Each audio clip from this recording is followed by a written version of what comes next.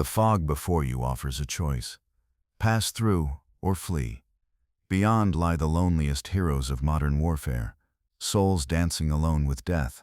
This is the story of a soldier's unequal battle against 50 terrorists for 12 hours.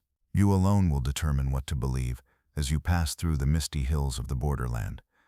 Lieutenant Jake Thompson froze when he looked down from the outpost roof. The scene below paralyzed him. The bodies of his 12 men lay in the courtyard. Radio voices had gone silent. 50 terrorists had surrounded the outpost, and he was left alone. Outpost 7 was a strategic point established at 3,200 meters altitude in the most remote corner of the Pakistan border. Lieutenant Jake Thompson had been serving here for 8 months, ensuring border security with his 12-man team. The outpost was small but important. The trails passing through here were main routes for terrorist organizations. Thompson was 28 years old, an experienced officer with 6 years of service. He knew his team very well. Sergeant Martinez, weapons specialist; Corporal Davis, communications officer; Staff Sergeant Wilson, sniper. All were experienced, reliable soldiers. The outpost had routines: shift changes every 6 hours, perimeter patrols every 2 hours, contact with main base 3 times daily. Intelligence reports in recent weeks had been worrying. Terrorist activity in the region had increased. Main base had taken additional security measures, even considered outpost reinforcement. But Thompson and his team didn't take these threats seriously because there had been no attacks for 8 months. The previous evening had passed normally. After dinner, Martinez had taken out his guitar and sung classic songs.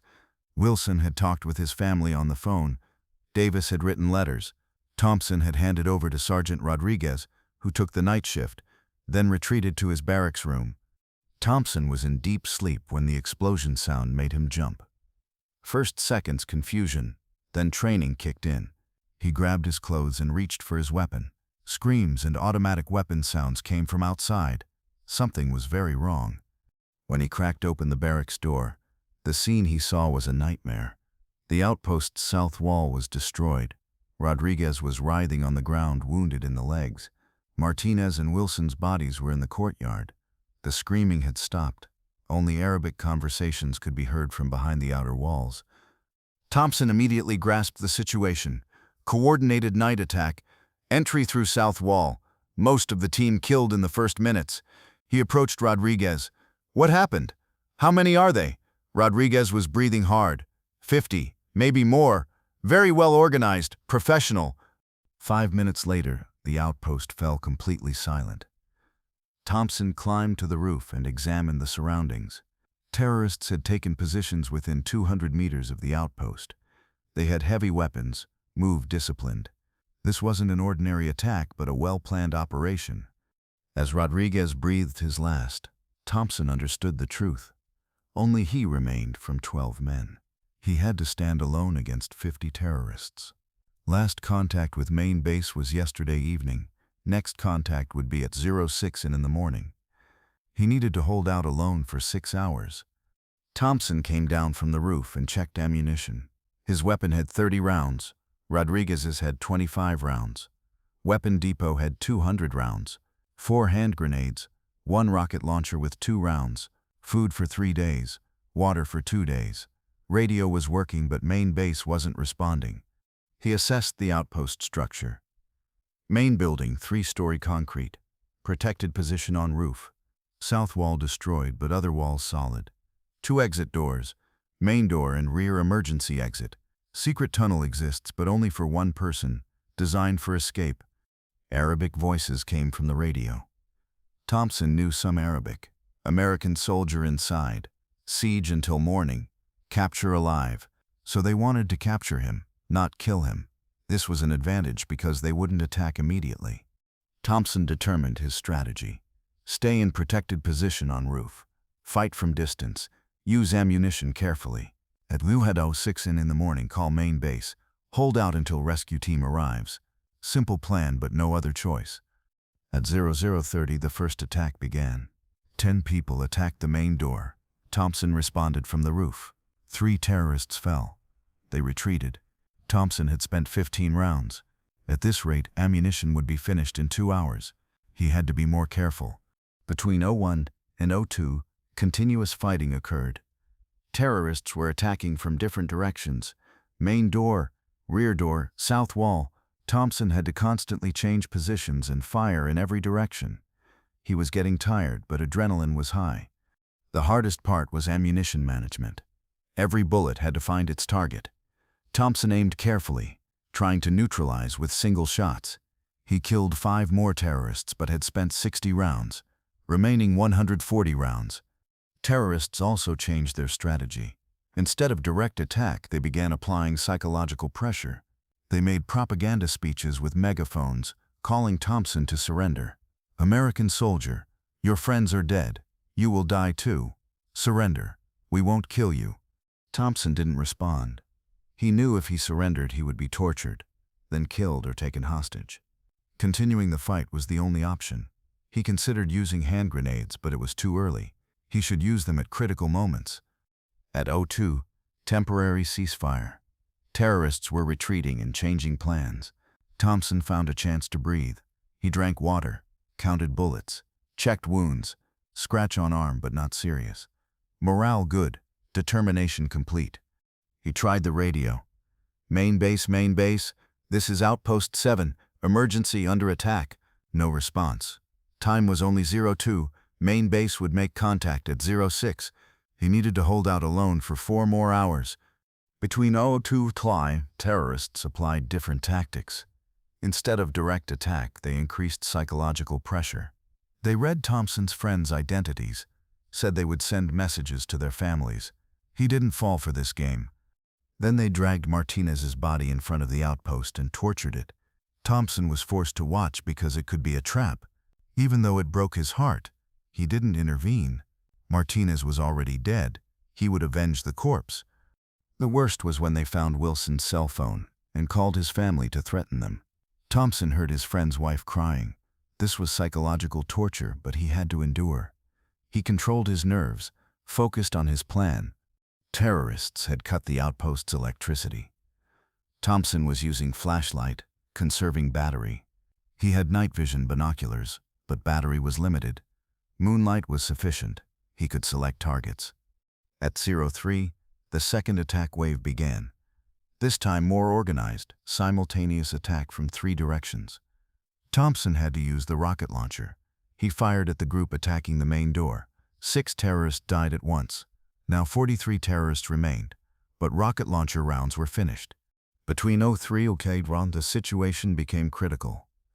Terrorists had found the outpost's weak points, started systematic advance from the south wall. Thompson was trying to prevent from the roof but was insufficient alone. Ammunition situation. 85 rounds, 3 hand grenades left. Every bullet had become more valuable. Thompson was only shooting clear targets, not firing randomly. So far, he had killed 12 terrorists. 38 people were still attacking. Most dangerous development. Terrorists were beginning to enter inside the outpost. 5 people had entered through the collapsed part of the south wall. Thompson had to come down from the roof. Close combat began. Fighting in interior was much harder. Narrow corridors, corner turns, close range. Thompson was taking every step carefully, keeping hand grenade ready. He encountered 2 terrorists at the top of stairs, killed both with 6 rounds. 3 more terrorists were in the basement. Thompson used a hand grenade. Explosion shook the basement. 3 terrorists died, but outpost structure was also damaged.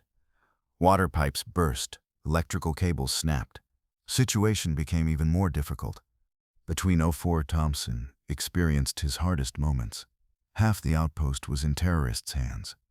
He was trapped on the roof, couldn't go down, escape route was cut. Ammunition 50 rounds, 2 hand grenades. Terrorists attempted to climb to the roof. Intense fighting occurred at the top of stairs. Thompson had to use his last hand grenades. 4 more terrorists died, but stairs were also damaged. Now it was difficult for them to climb to the roof. Water and food problem began. Water tank was in basement, in terrorists' hands. Thompson was trapped on roof. Thirst was starting. Fatigue and stress were showing effect. His hands had started trembling. Worst news. According to Arabic conversations he heard on radio, reinforcements were coming, 20 more people. By morning he would face 58 terrorists. This seemed impossible. Thompson tried to keep morale high. He thought of his family, parents in Ohio, fiancée Sarah. Would he see them again? These thoughts increased his motivation. He wouldn't die, would continue fighting. At 05, he had to use the third hand grenade. 6 terrorists were trying to climb to the roof. Bomb exploded in middle of stairs. Whole group died. Now no hand grenades left. Only 35 rounds remained. Between 05 and 06, Thompson showed last resistance. Cornered on roof, 30 terrorists waiting below. Ammunition almost finished. Situation was hopeless, but he wasn't giving up. He tried radio. Main base, main base.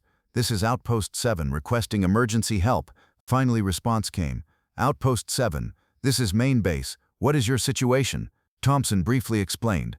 Night attack, whole team dead, fighting 50 terrorists alone, ammunition running out. Main base was shocked. Outpost 7, understood. Rescue team en route, will be there in 1 hour. Hold on. 1 more hour. Should Thompson be happy or sad about this news? Could he hold for 1 more hour with 30 rounds? Terrorists launched final attack. They wanted to capture the outpost before main reinforcements arrived. Roof climbing attempts intensified. Thompson was counting every bullet, only shooting certain targets. Most critical moment. What would he do when bullets ran out? Surrendering was impossible. Jumping from roof? 3-story height. Probably fatal. Fighting with hands? Impossible against 30 people. He began looking for other options. At 05:45, last 10 rounds remained. Thompson used each carefully, killed 3 more terrorists. Now facing 27 terrorists and had no bullets. Only 7 rounds left in his pistol. At 06R, Thompson had finished his last bullets too. He had shot 3 more terrorists with pistol, now was completely weaponless. Waiting in corner of roof, he had accepted death. At least he held for 6 hours, had done his duty. Terrorists began climbing to roof.